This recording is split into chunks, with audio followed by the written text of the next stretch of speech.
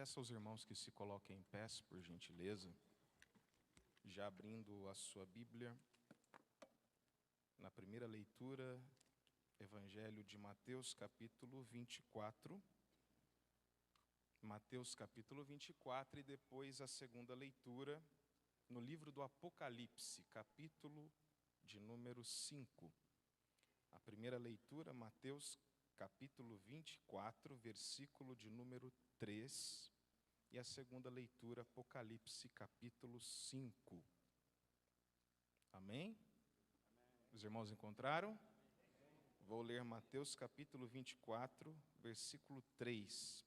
Diz assim: E estando assentado no Monte das Oliveiras, chegaram-se a ele os seus discípulos, em particular dizendo: Dize-nos, quando serão essas coisas?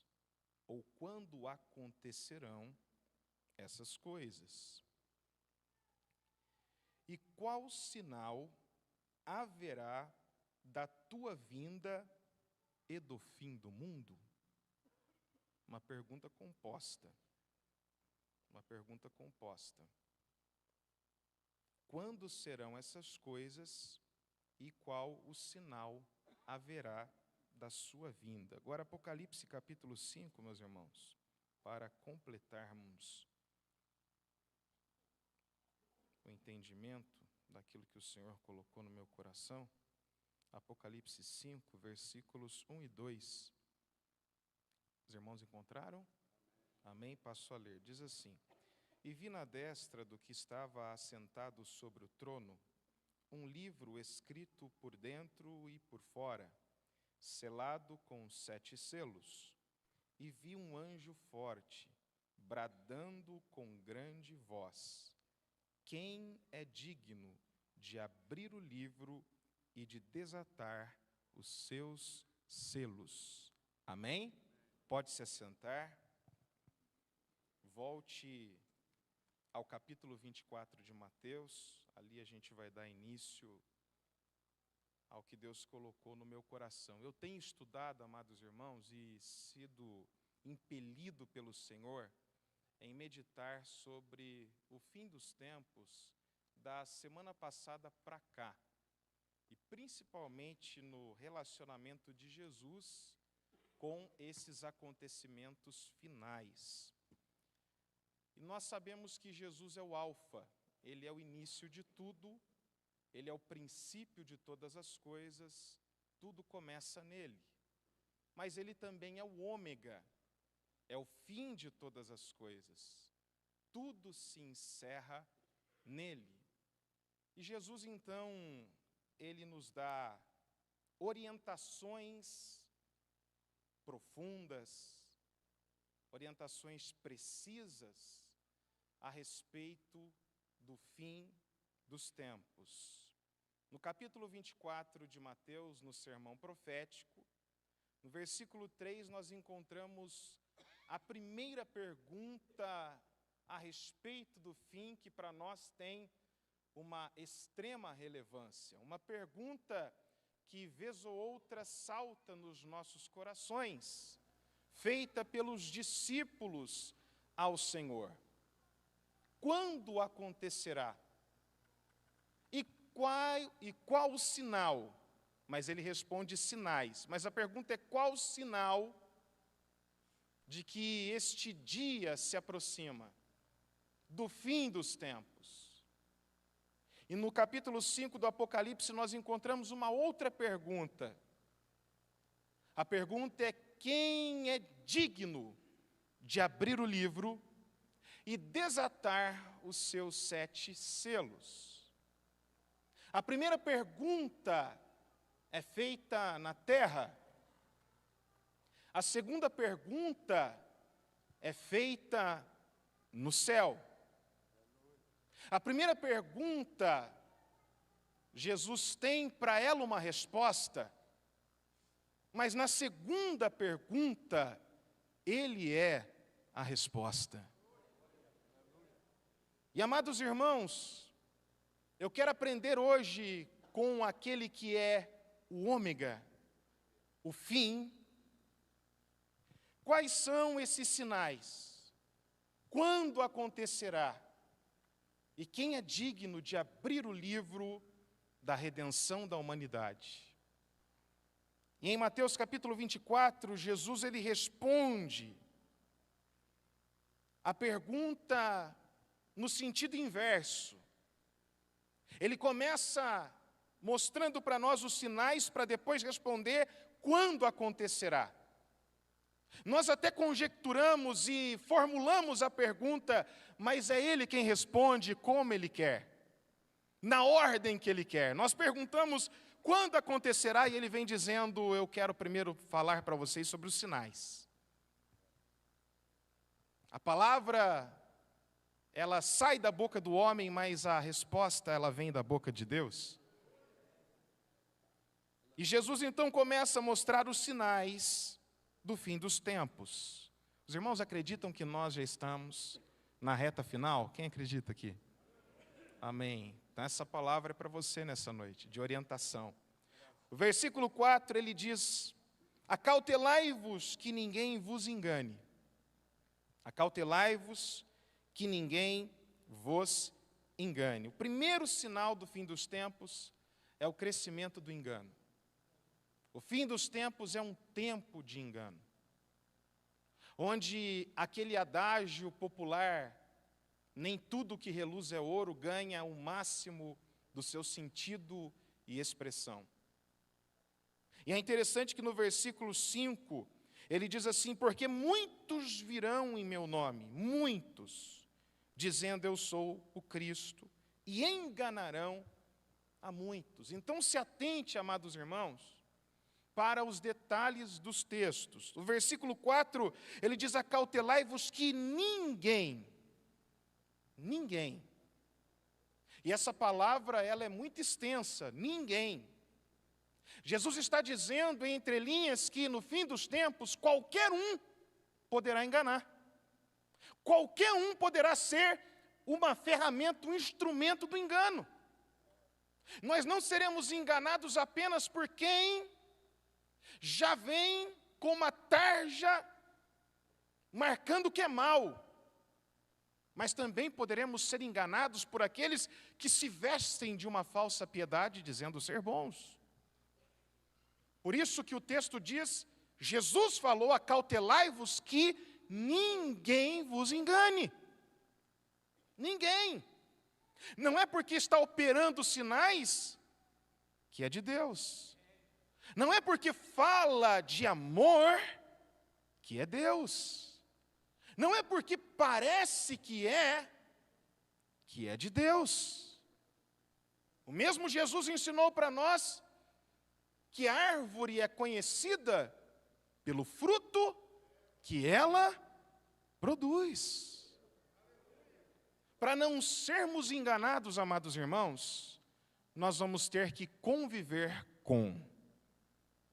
Aí sim eu vou poder falar, é do Senhor.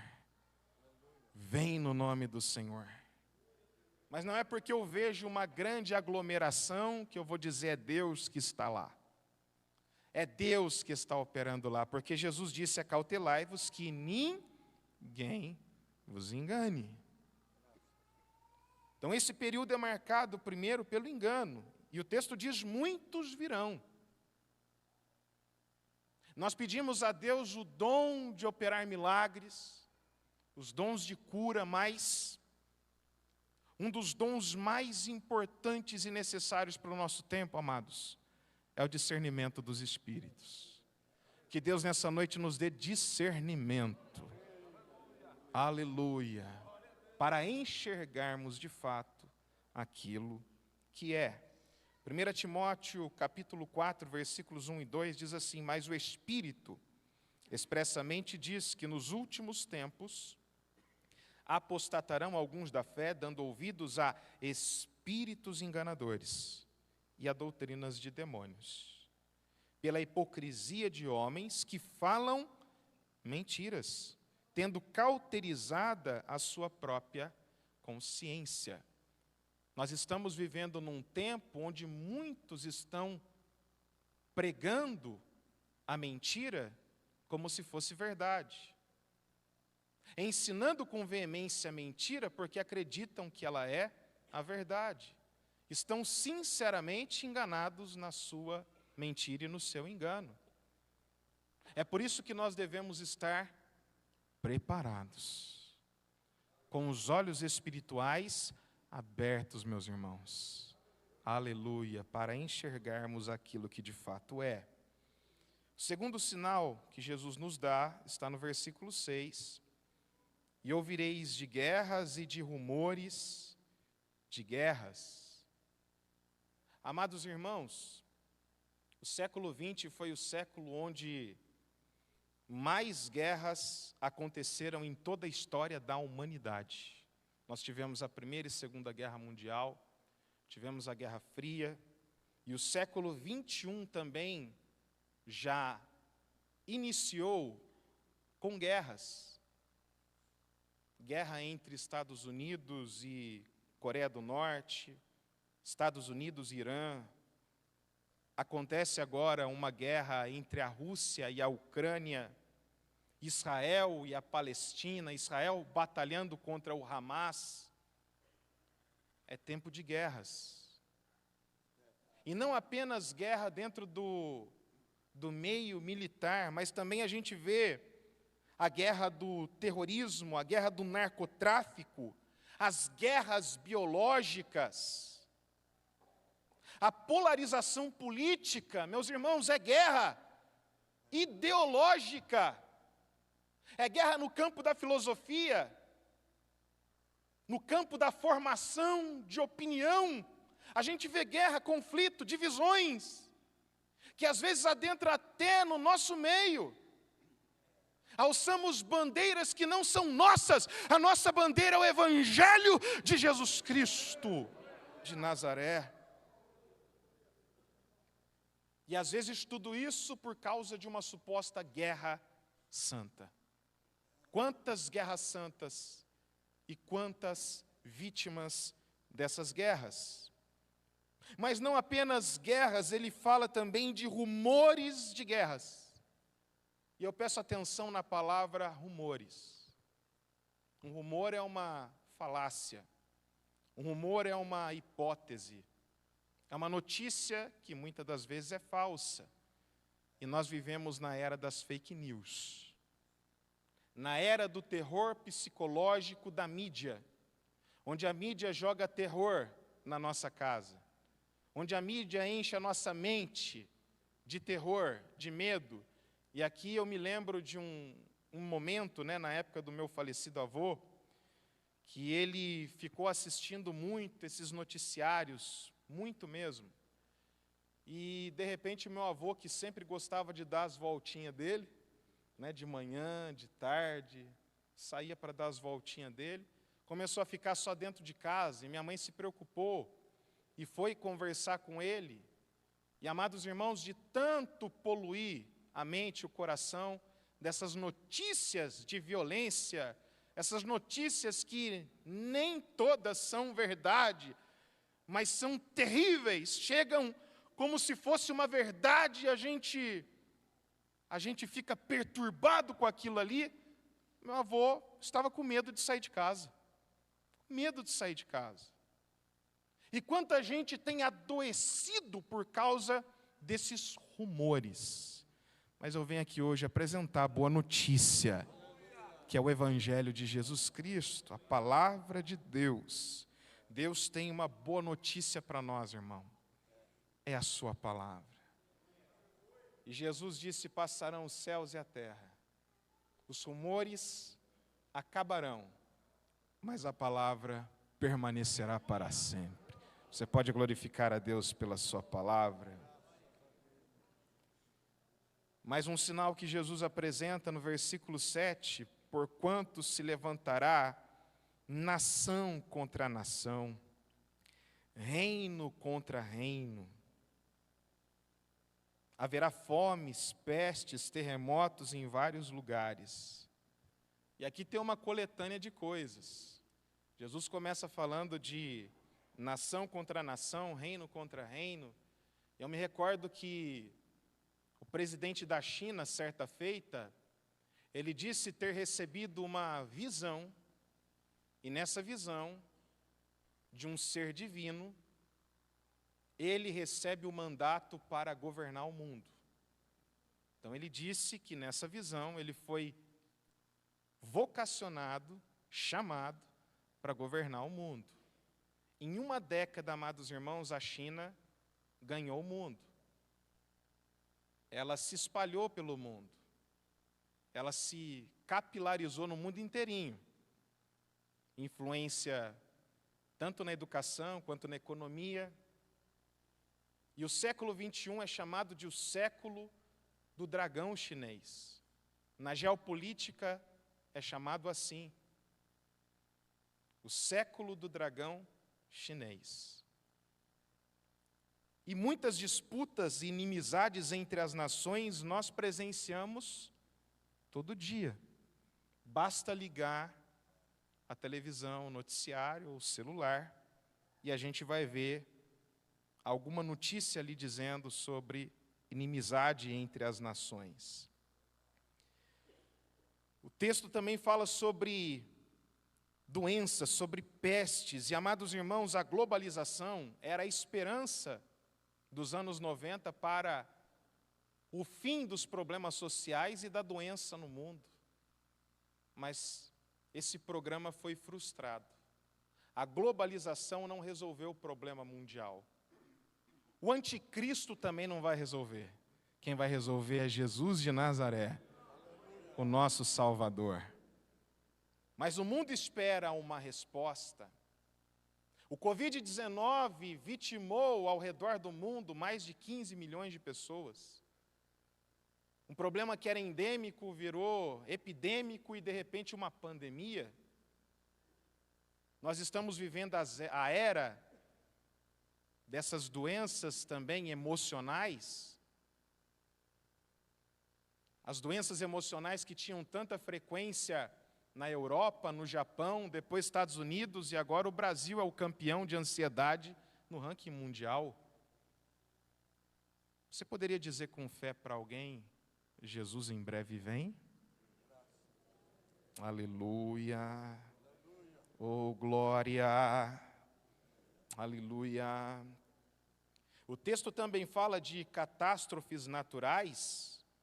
E em 2020, o Pantanal brasileiro teve 2.800 pontos de incêndio, somado aos da Austrália, Costa Oeste, Estados Unidos, Ártico Siberiano, foram os maiores incêndios florestais dos últimos tempos. Amados irmãos, dia 1º de março desse ano corrente, houve um grande terremoto na Turquia que fez 45 mil vítimas fatais. Em 2004, o tsunami que atingiu a Ásia fez 230 mil vítimas fatais.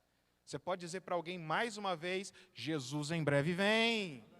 Oh, aleluia, eu estou sentindo a presença dele aqui, igreja. Oh, glória. São sinais, são alertas para nós de que o tempo da vinda dele se aproxima. Quem está esperando Jesus e pode glorificar o seu nome? Aleluia. No versículo 9, Jesus aponta mais um sinal: então vos entregarão para serdes atormentados, matar-vos-ão, sereis odiados de todas as gentes por causa do meu nome. Perseguição, amados irmãos, é uma marca do fim dos tempos. A perseguição física, mortes, prisões. A perseguição simbólica no campo da ideologia, essa tentativa de nos calar, de tirar Deus das instituições de ensino, de tirar Deus dos nossos lares, de tirar a palavra de Deus dos nossos púlpitos. É perseguição. Mas maior é aquele que está conosco do que estes que vêm contra nós. Você crê assim? Aleluia. Glória a Jesus. Aleluia. Movimentos, doutrinação, tudo para tentar tirar Deus de nós. Aleluia. Mas ele só sai se você o abandonar. Se você estiver firme com ele. Jesus disse: eu estou convosco todos os dias, até a consumação dos séculos. Aleluia. Glória a Deus. Ele não te deixa, meu irmão. Ele não te deixa, minha irmã. Ele está conosco todos os dias. E ainda que venha todos esses sinais acontecer e essa perseguição, o nosso Jesus é conosco. Ele não perde batalha. Você está seguro em Jesus. Você crê nisso? Aleluia. Glória a Deus. Versículo 10 fala sobre abandono da fé, traições e inimizades. Nesse tempo, muitos serão escandalizados. A tradução aqui melhor do grego seria apostasia. Muitos apostatarão. A deserção voluntária da fé. A deserção racional da fé. Muitos apostatarão da fé. E trair-se-ão uns aos outros. E uns aos outros se aborrecerão. Oh, meu irmão. A gente presencia isso, infelizmente. As disputas que só deviam acontecer do lado de fora, às vezes acontece do lado de dentro da casa. O sangue de Jesus tem poder. Aleluia. Glória a Deus. O ateísmo surgiu como movimento no século XVIII. Século XVIII, próximo de nós, irmãos. Foi o século onde o ateísmo se tornou um movimento. Até então, todos acreditavam em um Criador. Não havia dúvidas acerca disso. Havia dúvidas acerca de quem Ele era, mas nunca de que Ele não existia. Aí no século XVIII para cá, esse movimento dos ateus surgiu. E tem cristão que deixou a igreja e se tornou ateu. Crentes, amados irmãos, deixando a igreja e falando, agora eu sou ateu. Antes o crente era desviado, mas ele não entrava em outro lugar senão na casa de Deus. Ele sabia do caminho. Agora tem crente que deixa a igreja e fala, eu sou ateu, não acredito em Deus. Marca do fim. Os desigrejados surgem como um movimento no ano 2000 e eles acreditam que a instituição religiosa é um projeto falido e que eu não preciso ter comunhão para viver a fé cristã. Então eu rasgo a Bíblia, porque a Bíblia fala sempre de comunhão. Ó, quão bom e suave é que os irmãos vivam em comunhão. Atos 2, estavam todos reunidos, unidos, orando, quando de repente veio do céu um som. Era o Espírito Santo chegando no cenáculo. Porque havia unidade, comunhão, no partir do pão e na comunhão. Comunhão, irmãos, não dá para ser crente desigrejado. Não dá para ser um membro do corpo amputado. Se cortar uma mão e deixar ela isolada do corpo, o que acontece? Apodrece, irmão. Morre. Assim é aquele que quer viver a fé cristã sozinho. Ó, quão bom e suave é a igreja estar em união. O corpo estar em unidade. Recebendo do cabeça a direção. Recebendo do cabeça as orientações. Aleluia. Glórias a Deus. Não dá para ser um desigrejado. Eu não acho base bíblica para ser um desigrejado. Então conta comigo, irmão. E eu conto com você até Jesus voltar. Nós estamos juntos em unidade. Esse movimento de 2000 a 2010 cresceu de 1 milhão para 10 milhões de pessoas. Agora em 2023 eu nem sei quantos são. Porque nós tínhamos um pensamento. Veio a pandemia e a igreja fechou. Quando a igreja abrir, não vai ter lugar para a gente colocar o povo para sentar. Mas aí a igreja abriu. E metade ficou para fora. Não voltou mais. O fim está chegando. O fim está chegando. Nós estamos na reta final. Jesus, em breve, voltará. Os irmãos creem assim? Aleluia. O versículo 11, Jesus disse: surgirão muitos falsos profetas e enganarão a muitos. Então, mais uma vez, o termo enganar, enganarão, falsos, falsidade. É um tempo difícil, porque a gente vai se deparar com engano e com falsidade. Mas o sangue de Jesus tem poder e Deus te dá discernimento. Deus te dá discernimento. Mateus capítulo 7, versículos 21 até o 23, um texto conhecido de todos nós, e que é muito apropriado para esse tempo do fim, se enquadra bem, diz assim: nem todo que me diz Senhor, Senhor, entrará no reino dos céus, mas aquele que faz a vontade de meu Pai, que está nos céus. Muitos me dirão naquele dia: Senhor, Senhor, não profetizamos nós em Teu nome? E em Teu nome não expulsamos demônios, em Teu nome não fizemos muitas maravilhas? Então lhes direi abertamente: eu nunca vos conheci. Apartai-vos de mim, vós que praticais a iniquidade. A gente olha a aparência, amados irmãos, mas olha o que Jesus diz: eu nunca vos conheci. Essa palavra, no grego, ela significa experimentar. No hebraico ganha ainda um significado mais superlativo, de provar, de degustar. Eu nunca te conheci profundamente. Então fazia para Jesus, mas não com Jesus. Fazia para Ele, mas não com Ele. É diferente quando o crente faz com Ele, meu irmão. Aleluia. Quem faz para Ele faz de qualquer jeito. Quem faz para Ele nem precisa chamar Ele. Mas quem faz com Ele antes de sair de casa já falou Jesus. Aramande vassai. Já disse: Cristo comigo vai, eu irei. Aleluia. Quantos podem glorificar o nome dEle nessa noite? Aleluia. Eu preciso correr aqui, que é muita coisa. Um oitavo sinal que Jesus fala, amados irmãos, no versículo 12, é muito marcante para esse tempo do fim. Por se multiplicar a iniquidade, o amor de muitos se esfriará. Por multiplicar o pecado. Então, o tempo do fim é marcado pelo aumento exponencial do pecado. O pecado vai ficar livre, né? Vai ficar às nossas caras. E o esfriamento do amor também vai ser uma consequência desse crescimento do pecado. Irmãos, o amor ele tem se esfriado, e a gente fala isso com dor no coração. Eu estava pensando enquanto eu orava, que eu tenho saudade dos cultos de doutrina lá na igreja atual, na igreja antiga, pastor.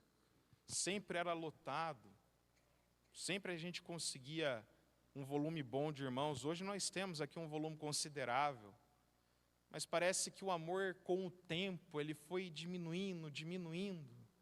Ousaria perguntar aqui, quem nessa noite chegou aqui na igreja com vontade, desejo de ouvir a palavra de Deus, sentir a presença de Deus? Quem aqui hoje, em algum momento do seu dia, teve saudade de Deus, vontade de estar na casa de Deus, irmãos? Eu me lembro quando eu estava fazendo faculdade, eu cheguei a faltar algumas aulas, eu confesso esse pecado, para ir numa igreja pequenininha do lado ali, do meu campus ali, da minha faculdade, de tanto desejo que eu tinha durante a semana de ir no culto. Eu era acostumado a ir a semana inteira no culto, eu gostava, irmãos. Eu gosto de me preparar antecipadamente, eu não gosto de sair correndo de casa, só se não tiver escolha. Mas eu gosto de me preparar, eu fico esperando a hora para poder vir na igreja, mas muita gente já não sente mais isso. O amor está se esfriando, parece que não precisa mais de Jesus, que não tem mais aquele desejo. Mas nessa noite, se você tem, erga sua mão, glorifique a Deus. Aleluia. Ramandequeira, Bachúria. Apocalipse capítulo 2, Jesus ele fala com a igreja em Éfeso, e essa igreja era uma igreja marcada por um ativismo maravilhoso, uma performance tremenda, uma igreja que tinha doutrina, uma igreja, amados irmãos, invejável. O seu nome, significa desejável. E essa igreja tinha essas marcas, mas Jesus fez um apontamento ali que fica para nós hoje como uma reflexão. Ele disse no versículo de número 4, eu tenho, porém, contra ti, que deixaste o teu primeiro amor. Não deixe de amar primeiro, amados irmãos. Não deixe de amar primeiro. Por que o amor é tão importante? Porque nós sempre nos rendemos a fazer aquilo que nós amamos mais. Sempre, amados irmãos. Tem gente que ama mais o futebol do que a igreja. Aí tem jogo na hora do culto, ele deixa de vir no culto para assistir o jogo. Porque a gente se rende mais àquilo a que nós amamos mais. Pode ver, amado irmão, que o que o seu filho pede, a sua filha pede, é prioridade para você. O que seu cônjuge pede deveria ser prioridade para você. Isso não é dar tempo de consertar hoje. São prioridades. Agora, o que Deus pede é a prioridade das prioridades. É por isso que Jesus disse, amarás o Senhor teu Deus de todo o teu coração. O amor por Deus tem que cobrir todos os demais amores. Ele deve ser a nossa prioridade, amados irmãos. Quem aqui sente amores pelo Senhor? Aleluia, pode glorificar o nome dEle. Aleluia.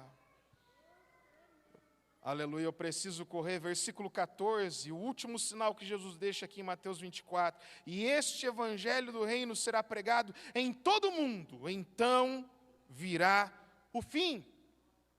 E havia um pensamento dos judeus que dizia, se nós obedecermos toda a Torá, o Messias virá. Mas Jesus deixou claro que o fim dos tempos não está ligado à Torá, mas ao Evangelho. O Evangelho já chegou até nós, amados irmãos. O Evangelho tem chegado no mundo inteiro. E o apóstolo Pedro, escrevendo a sua segunda carta, no capítulo 3, ele diz que nós devemos esperar e apressar a vinda do Senhor. Só tem um jeito de eu apressar a vinda do Senhor, é pregando o Evangelho em todo o tempo, a toda criatura, onde eu estiver. O apóstolo Paulo disse a frequência, é a tempo e fora de tempo. É no momento oportuno e no momento onde nós criamos a oportunidade. Pregue o evangelho. Você pode dizer para alguém, pregue o Evangelho em todo o tempo. E Jesus voltará. Pregue o Evangelho. E para pregar o Evangelho, Jesus nos deu uma capacidade, um poder. Atos 1:8, mas recebereis a virtude do Espírito Santo que há de vir sobre vós, e ser-me-eis testemunhas, tanto em Jerusalém como em toda a Judeia, Samaria até os confins da terra. Você recebe poder de Deus para pregar o Evangelho. Aleluia, glória a Deus. Esses são os sinais que Jesus apontou, e depois ele dá a resposta para a pergunta, quando acontecerá? Quantos aqui querem essa resposta? Vamos ver, a Bíblia diz, versículo 36. Porém, daquele dia e hora, ninguém sabe, nem os anjos dos céus, nem o Filho, mas unicamente o meu Pai. Jesus respondendo como homem aos homens, ele disse que nenhum homem e nenhuma criação ou criatura de Deus tem a resposta para essa pergunta. O único que pode responder é o Pai. Só cabe ao Pai. A Trindade sabe, mas aos homens, Jesus falando como homem, ele disse, não cabe a nós saber. E é por isso que depois, na sequência, ele vai trazendo orientações para nós estarmos preparados. Você pode falar para alguém do seu lado? Pega na mão se puder, fala assim, esteja preparado. Preparado. Aleluia, porque Jesus em breve virá. E no Apocalipse capítulo 5, amados irmãos, houve essa grande pergunta aqui para a gente poder fechar. essa grande pergunta. No versículo 1 em diante, vi na destra do que estava sentado sobre o trono um livro, escrito por dentro e por fora, selado com 7 selos. Esse livro falava do início e do fim de todas as coisas, da história da redenção da humanidade.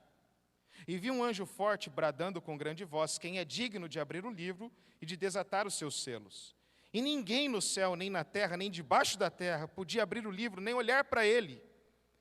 E disse João: eu chorava muito, porque ninguém for achado digno de abrir o livro, nem o ler, nem de olhar para ele. E se esse livro não fosse aberto, a conclusão da redenção da humanidade, de toda a criação, jamais aconteceria. Então João chorou, porque ele sabia do resultado de não se abrir aquele livro. Mas o versículo 5 diz assim: não chores, eis aqui o leão da tribo de Judá, a raiz de Davi, que venceu, aleluia, Rakan, Derai, Sorobokova, Talabashuri Bicanda, para abrir o livro e desatar os seus 7 selos. Quem é digno? Diga assim: Jesus. Jesus, o Cordeiro que foi morto e reviveu, o leão da tribo de Judá. Ele é digno. Você pode erguer a sua mão e glorificar o nome dele? Aleluia. E existem 2 posturas diante do fim dos tempos, amados irmãos. Segundo a Pedro 3, 3 e 4, eu vou ler na Nova Almeida Atualizada, que fica mais fácil de entender. A primeira postura: antes de tudo, saibam que nos últimos dias virão escarnecedores com as suas zombarias, andando segundo as próprias paixões e dizendo: onde está a promessa da sua vinda?